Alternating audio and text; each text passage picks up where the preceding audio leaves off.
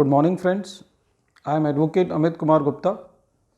अपने income tax के cases की सीरीज़ में आज जो मैं केस आप लोगों के सामने डिस्कस करने जा रहा हूँ उस केस का नाम है director of income tax international taxation and another versus Intel capital केमन corporation.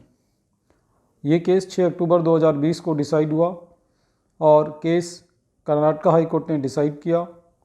Matter 429 ITR page number 45 पर रिपोर्ट हुआ। इस केस में एसएससी ने असेसमेंट ईयर 2008-9 में कोई फॉरेन करेंसी कन्वर्टेबल बॉन्ड्स को शेयर्स में कन्वर्ट किया और फिर उन शेयर्स को बेचा। जब एसएससी ने ये फॉरेन करेंसी कन्वर्टेबल बॉन्ड्स खरीदे तो ये बॉन्ड्स एसएससी ने डिपॉजिटरी रिसिप्ट मैकेनिज्म स्कीम 1993 के मुताबिक जो बॉन्ड्स प्रेस्क्राइब्ड हुए थे उन बॉन्ड्स को ख़रीदा था। इन बॉन्ड्स में एक ये ऑप्शन था कि ये बॉन्ड्स जो हैं वो शेयर्स में कन्वर्ट किए जा सकते हैं। एसएससी ने ये बॉन्ड्स जो हैं वो शेयर्स में कन्वर्ट कर दिए और फिर जिस साल शेयर्स में कन्वर्ट किए थे उसी साल इन शेयर्स को बेचा और उन शेयर्स पर शॉर्ट टर्म कैपिटल गेन हुआ और एसएससी ने अपना टैक्स दिया। जो डिस्प्यूट का मैटर था वो उसमें ये था कि जब एसएससी ने फॉरेन करेंसी कन्वर्टेबल बॉन्ड्स खरीदे थे तो उनकी कॉस्ट करीबन 873 रुपये के आसपास थी और कुछ जो बॉन्ड्स थे वो 858 रुपये के आसपास थे। जब एसएससी ने ये बॉन्ड्स शेयर्स में कन्वर्ट किए तो ये शेयर्स में जब कन्वर्जन हुआ तो 200 रुपये के हिसाब से हुआ। अब जो मैटर था वो ये था कि जब एसएससी ने ये शेयर्स बेचे तो उन शेयर्स की कॉस्ट जो है वो 200 रुपये मानी जाए या 858 रुपये के हिसाब से मानी जाए। यदि हम इसमें कॉमन सेंस भी लगाएं, लॉ का जो पॉइंट है वो तो एक अलग पॉइंट है कि जो एसएससी की कॉस्ट है वही जो है वो शेयर्स की कॉस्ट मानी जानी चाहिए, लेकिन यदि इसमें कॉमन सेंस भी लगाया जाए तो एक लेमैन आदमी भी यही कहेगा कि इसके अंदर जो है वो जो एसएससी को बॉन्ड्स की कॉस्ट पड़ी वही उसकी कॉस्ट है।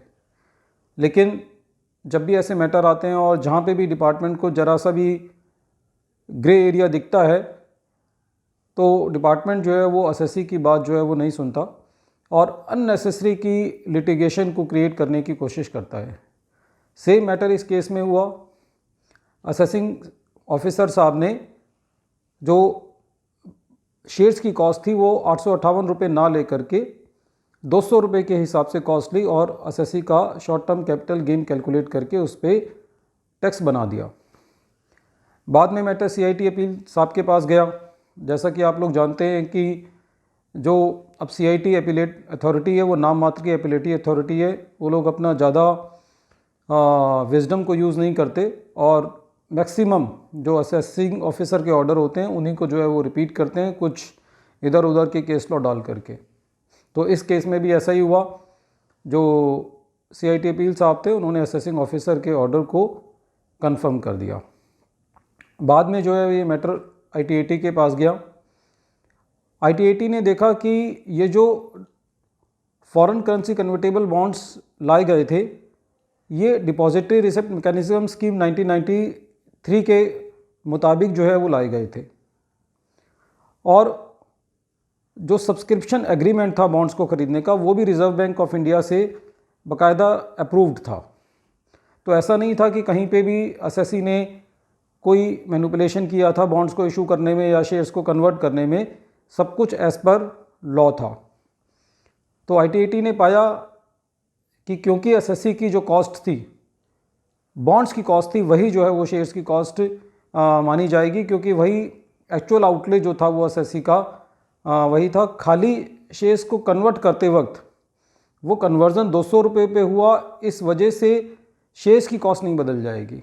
तो इसलिए ITAT ने जो है ये फैसला एसएससी के हित में दिया।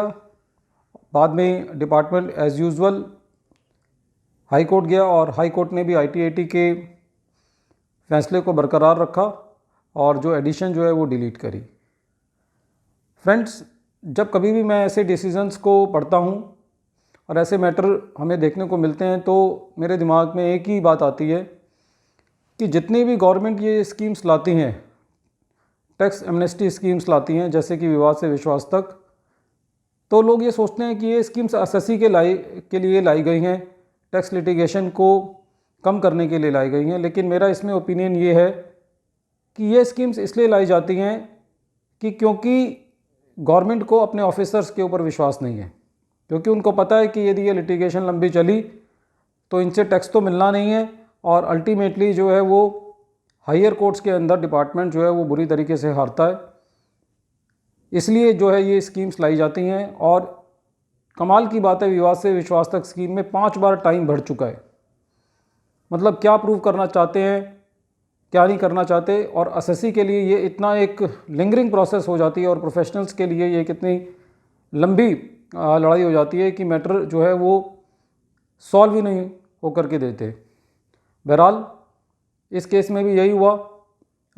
एसएससी को एक लंबी लड़ाई के बाद जो है वो अपने केस में रिलीफ मिला और ये पता चला कि जो एसएससी की जो कॉस्ट है वो 873 और 858 ही मानी जाएगी और 200 रुपये जो है वो नहीं मानी जाएगी।